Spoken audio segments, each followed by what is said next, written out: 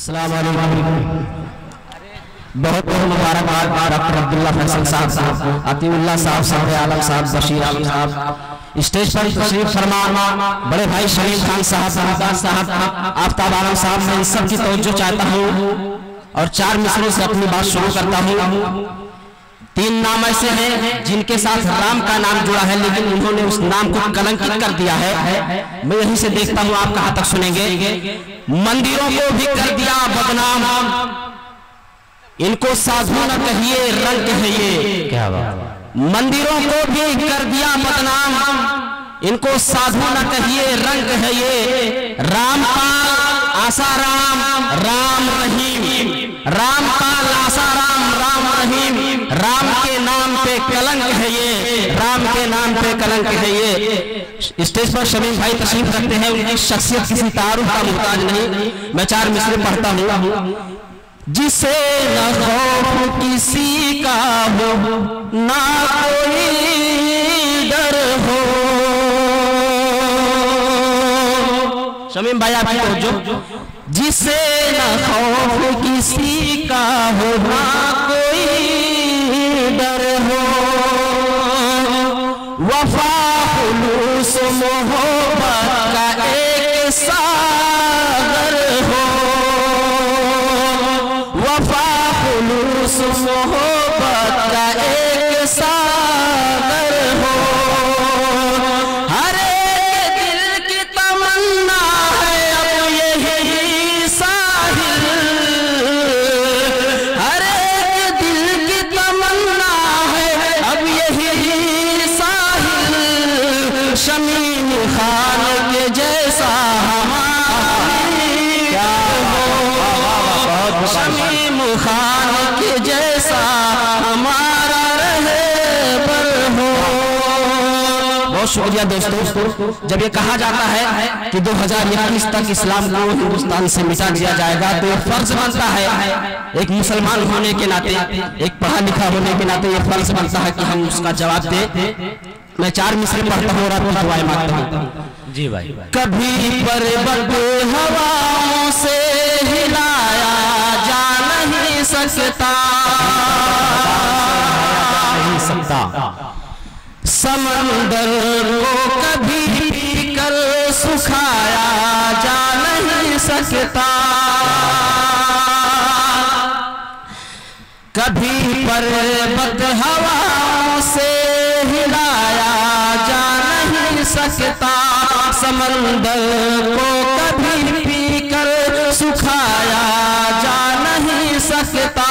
हमारा मज़हब इस्लाम दुनिया भर में रोशन है।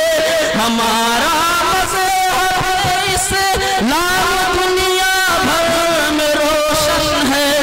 ये सूरज है जो फूकों से बुझाया जा नहीं सकता। ये सूरज है जो फूकों से बुझाया जा नहीं सकता।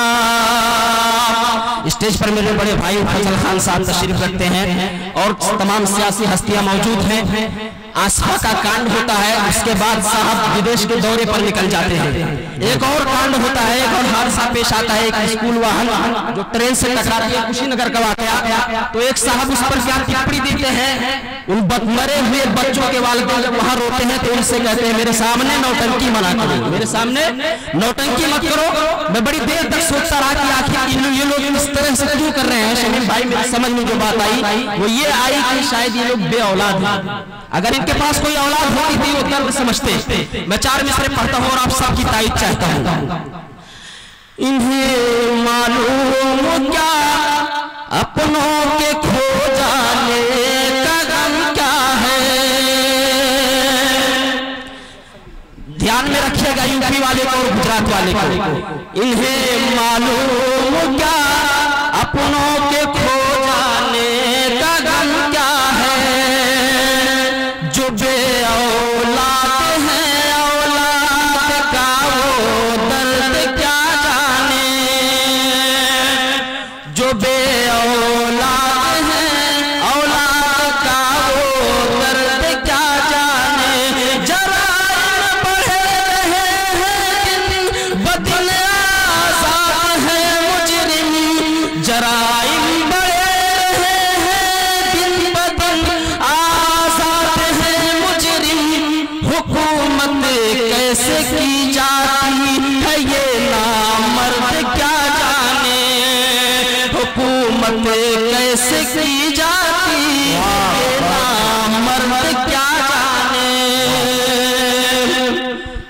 हमारे ऊपर एक इल्जाम लगाया जाता है, स्टेज पर मेरे बड़े भाई प्रधान शफीक खान साहब तशरीफ रखते हैं, हमारे ऊपर एक इल्जाम लगाया जाता है कि मदारिस ये दहशतगर्दी का अड्डा है, मुसलमान दाढ़ी और टोपी वाली दहशतगर्द है।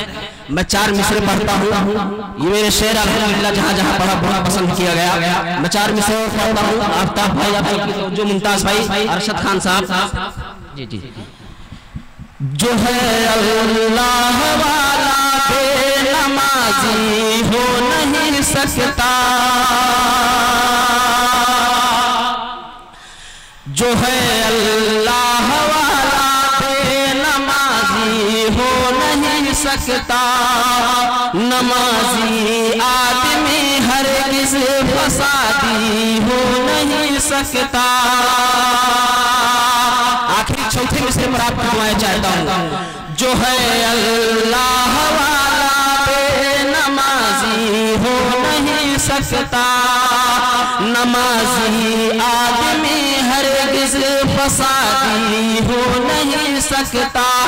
जहाँ पत्थर पर लिखी तहरीर है सुन लो, जहाँ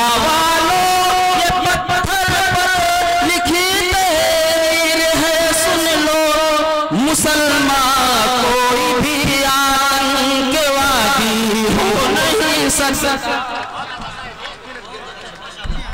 बहुत मुबारकबाद साहिल वस्ती साहब को। दोस्तों बस कुछ लम्हे आपको लेना चाहूंगा। हमारे मेहमान जो है अवार्ड पड़ा है यहाँ पर।